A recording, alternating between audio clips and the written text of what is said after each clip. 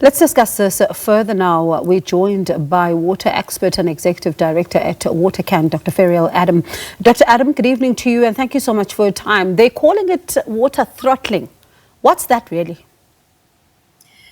Good evening and good evening to your viewers. So I think there's two different things. The water throttling is not new. What that is that they limit the amount of flow going in. So you would have a low flow in your taps. At night, they might close off the reservoirs. You won't have any flow. That's the throttling. But what they're talking about is actually trying to shift supply so that they can let the reservoirs in the particularly hard-hit areas like Commando fill up a little bit. So that is what they're planning to do here. But, that means closing one system to fill another system. You are going to basically have a lot more people without water over the next coming week. So wait, some clarity then. If they close the one system, it's going to affect other people. It will, because they're going to be closing off water. You must remember, firstly, Johannesburg has at least half of our reservoirs are leaking. So we don't have a very good storage in place for people to use water and to have our reservoirs acting as a buffer.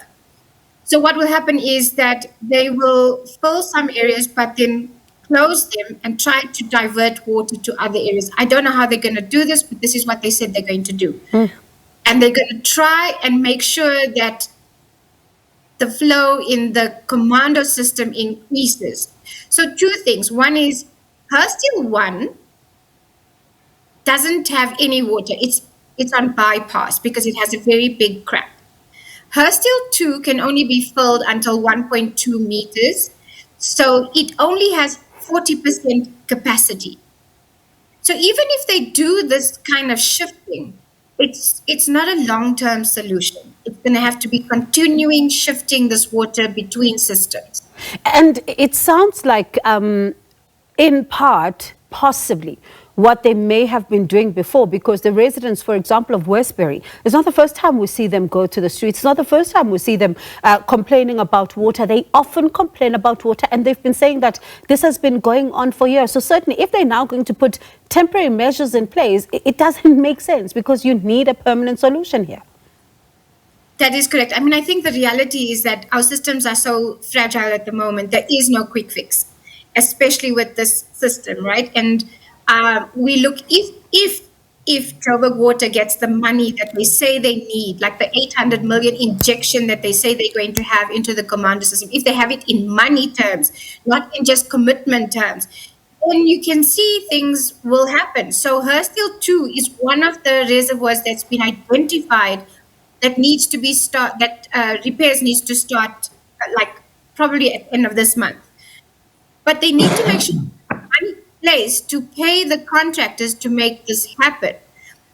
Many projects that Joburg Water have and have contractors involved, they've been unable to pay their contractors because City of Joburg is pulling the money back into the central account, and so contractors are downing tools.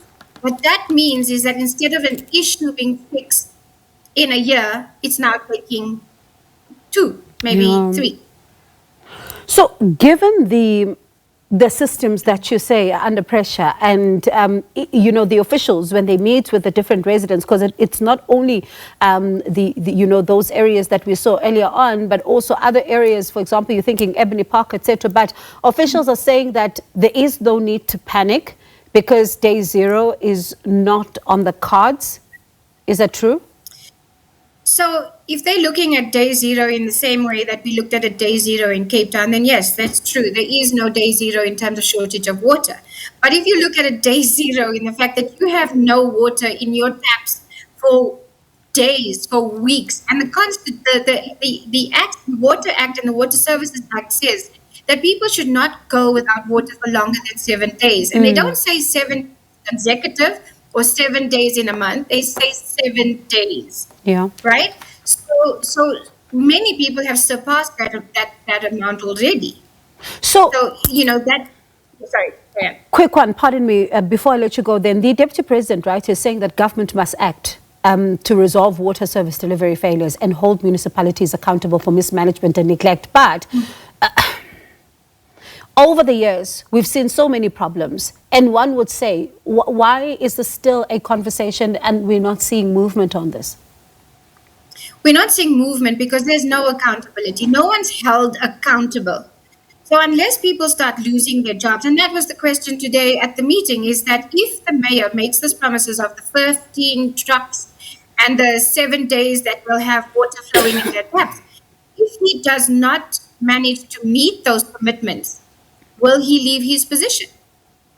The big question to end off there. Thank you so much, Dr.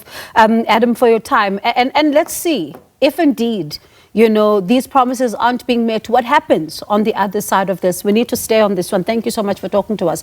That was water expert and executive director at WaterCAN, Dr. Ferrial Adam.